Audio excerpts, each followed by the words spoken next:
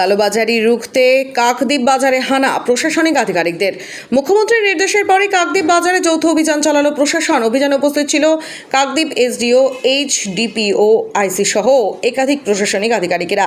মাছ, মাংস, সবজি, চাল, ডিম সহ বিভিন্ন নিত্য প্রয়োজনীয় পণ্যের দাম এবং বিক্রয় প্রক্রিয়া খতিয়ে দেখা হয়। ব্যবসায়ীদের অতিরিক্ত মূল্য আদায় এবং অনিয়মের বিরুদ্ধে সতর্ক করা হয়। পাশাপাশি নিষিদ্ধ প্লাস্টিক ব্যবহার না করার নির্দেশও দেওয়া হয়। প্রশাসনের এই উদ্যোগকে স্বাগত জানিয়েছেন বাজারের ক্রেতারা।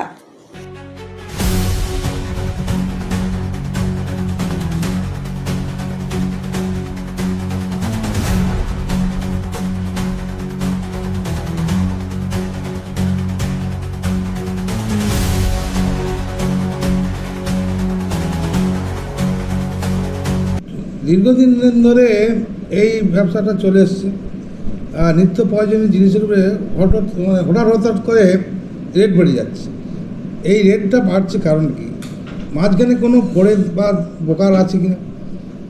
পাইকারি ব্যবসা থেকে কিছু খুচরো ব্যবসায়ী পর্যন্ত যে মালটা এসে বাজারে বিক্রি হচ্ছে, সাধারণ মানুষ ক্রয় করছেন, সে বিক্রেতারা মাঝখানে বেশি পয়সা তুলে নিয়ে যাচ্ছে, চাষিরা কম পয়সা পাচ্ছে, আর মাঝখানে ফোড়ে ঢুকেছে। এটা তদন্ত করার জন্য আমাদের প্রত্যেকটা জেলাতে এবং প্রত্যেকটা জায়গায়, পশ্চিমবঙ্গের সমস্ত জায়গায় মুখ্যমন্ত্রীর নির্দেশে আজকে কিন্তু একটা ভিজিট করতে বেরিয়েছিলাম, মার্কেট ভিজিট।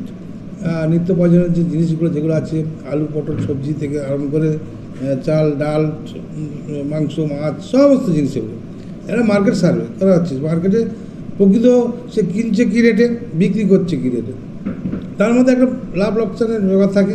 সেটা ধরার জন্য আমরা অ্যাকচুয়ালি পয়সাটা মাঝখানে কে নিচ্ছে বেশি, কেন মার্কেটের দাম কিছু কিছু জিনিসের উপরে হাই হয়ে যাচ্ছে, সেটা করার জন্য সার্ভে করে দেখা গেলো। প্রাথমিক তদন্ত আজকে কিছুটা দেখে গেছে, আমাদের ছিলেন আধিকারিকরা, সব প্রশাসনের আধিকারিকরা ছিলেন। এটা আজকে হয়েছে, আবার আগামী দিনও হবে। আগামী দিনে আমি ওনাদের সঙ্গে থাকবো, দেখে মার্কেট তারপর পরপর আস্তে আস্তে সেটা স্টেপ নেওয়া হবে, যাতে মার্কেট প্রাইস হাই না হয়।